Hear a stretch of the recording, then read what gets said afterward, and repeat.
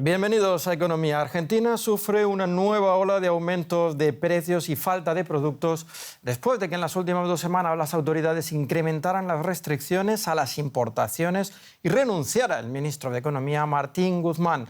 Ambos hechos incrementaron la inestabilidad económica, lo que se ha visto reflejado en una devaluación del peso en el mercado cambiario paralelo.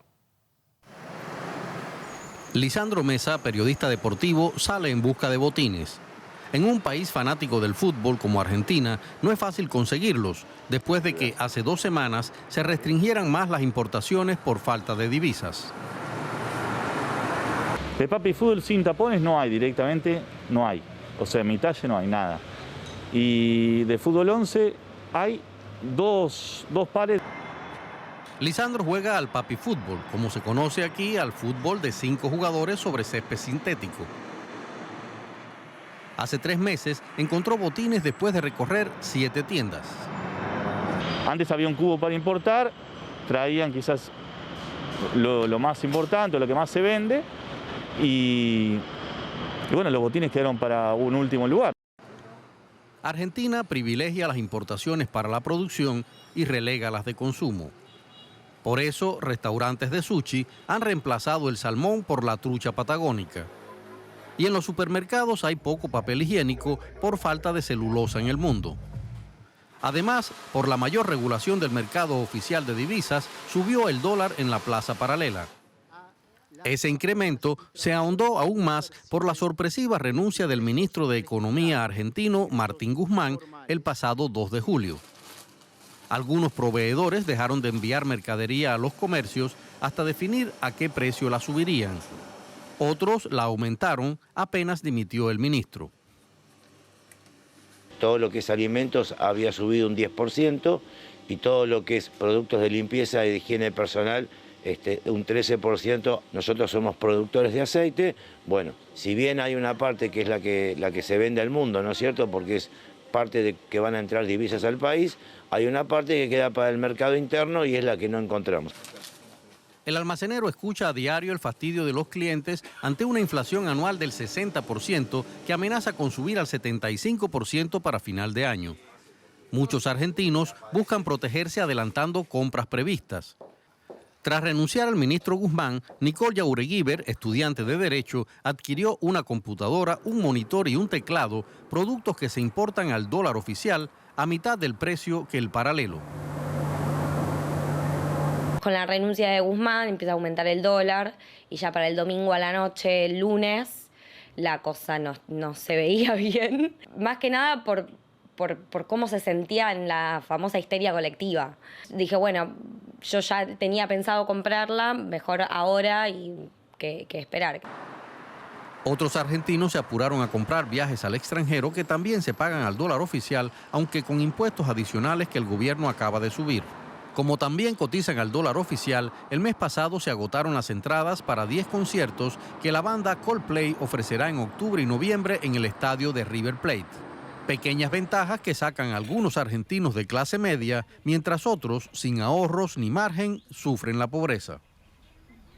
El faltante de productos importados, las remarcaciones de precios y la inestabilidad del peso son todos problemas que el gobierno argentino espera empezar a solucionar a partir del reciente anuncio de un paquete de ajuste fiscal y subida de tipos de interés. Y junto con Argentina, Chile y Colombia son los 3 países latinoamericanos que han sufrido las peores devaluaciones de sus monedas frente al billete verde en lo que va de año. En Colombia, el incremento en el precio del dólar no se detiene, marcando por 7ª jornada consecutiva un nuevo máximo histórico, en un momento en que el peso colombiano ha tenido una notable depreciación de su valor en la región. Analistas advierten que su devaluación está un 400% por encima de las más altas en promedio en Latinoamérica y en el mundo. Johan Ramírez, ¿a qué se debe que el peso colombiano esté sufriendo la mayor devaluación de la región?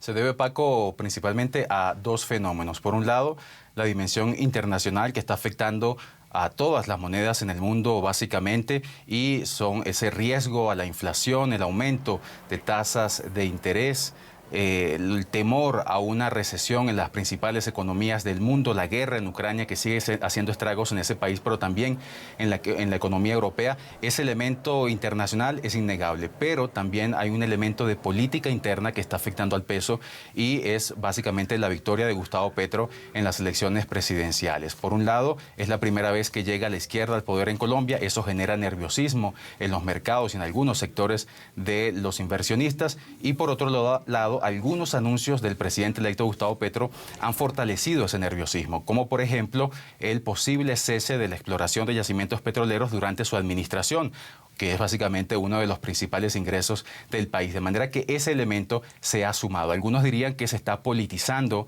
la devaluación del peso para afectar la imagen del presidente electo Gustavo Petro. Pero hay un elemento que prueba que no es así, Paco, y es el índice del dólar. El índice del dólar mide el comportamiento del dólar frente a las otras monedas en el mundo. Y ese índice muestra que el dólar se ha revalorizado alrededor de un 4%. De manera que en Colombia deberíamos estar viendo ese comportamiento, una devaluación del 4 o 5%. Sin embargo, en Colombia esa cifra alcanza el 18, el 20%. Esa diferencia se explica, como te decía antes, por ese elemento de política interna y es la victoria de Gustavo Petro.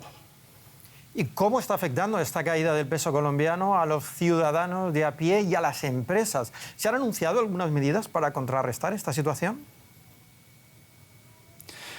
El primer efecto es una especulación que ha hecho un aumento y prácticamente inmediato de algunos precios de productos básicos de primera necesidad. Por ejemplo, el efecto real también se verá en las próximas semanas cuando comiencen ya a importarse productos con el nuevo precio del dólar. Eso por un lado.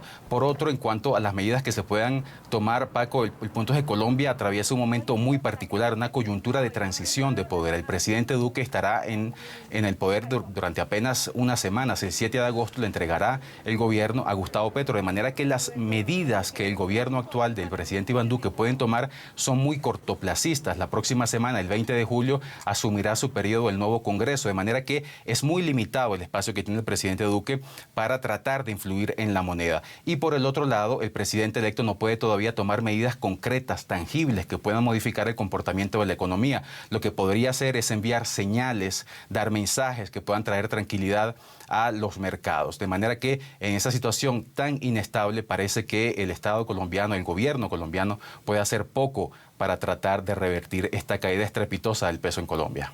Gracias, Johan, desde Bogotá. Y tras años de denuncias, el gigante tecnológico estadounidense Amazon busca poner fin a la investigación de la Autoridad Europea de la Competencia. Según el regulador de la UE, el mayor vendedor minorista online del mundo se comprometió a dejar de utilizar los datos confidenciales de los vendedores independientes. Amazon ha negado durante años las acusaciones de sus rivales y reguladores sobre la utilización indebida de los datos almacenados por la plataforma para privilegiar sus propios productos y servicios. Amazon dijo que, pese a no estar de acuerdo con varios de los argumentos de la Comisión Europea, va a cooperar para llegar a un acuerdo.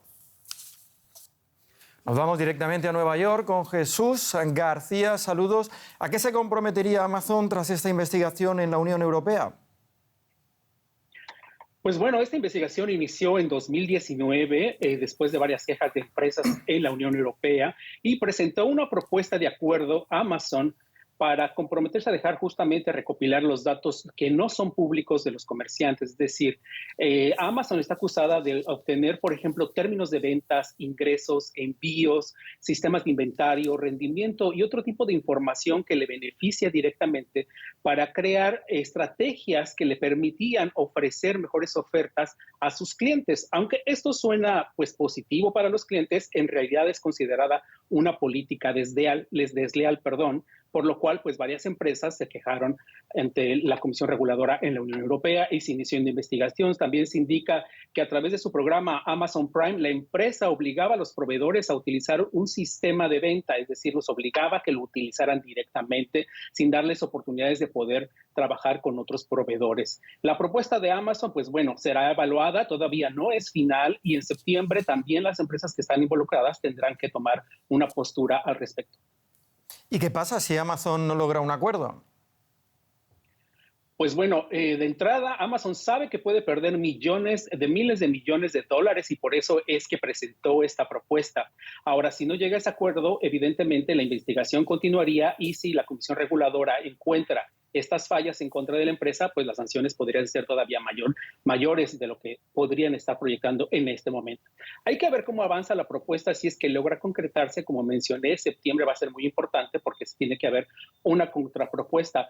Esta semana Amazon ha tenido pues días complicados en el mercado con pérdidas, por ejemplo, sostenidas que ya alcanzan alrededor del 4.13% a la baja. Solamente hoy, por ejemplo, ha retrocedido 0.54%. Aunado a ese problema, pues la empresa está enfrentando también ya la recesión porque su Prime Day podía enfrentar problemas debido justamente a los temores de consumo en los Estados Unidos y otras áreas. El acuerdo de Amazon, cabe destacar también, pone en relieve a otros gigantes, las prácticas comerciales de otros gigantes como Apple o Meta o incluso Google en la Unión Europea. Gracias, Jesús. La inflación influirá más de lo previsto en la producción europea del próximo año. La Comisión Europea ha rebajado este jueves su pronóstico de crecimiento en casi 1 punto porcentual. Bruselas prevé ahora un crecimiento del PIB del 1,5% el año que viene frente a la estimación de primavera de entre 2 y un 3%. El cambio se debe a una subida de los precios superior a lo previsto. Bruselas asegura que la inflación provocada por el aumento de los costes de la energía como consecuencia de la guerra de Ucrania, será considerablemente mayor de lo esperado este año y el próximo. Pues hasta aquí la economía. Ya saben que pueden ver estas y otras noticias en nuestra página web, así como en las redes sociales. Muchas gracias por su atención y por su confianza. Hasta pronto.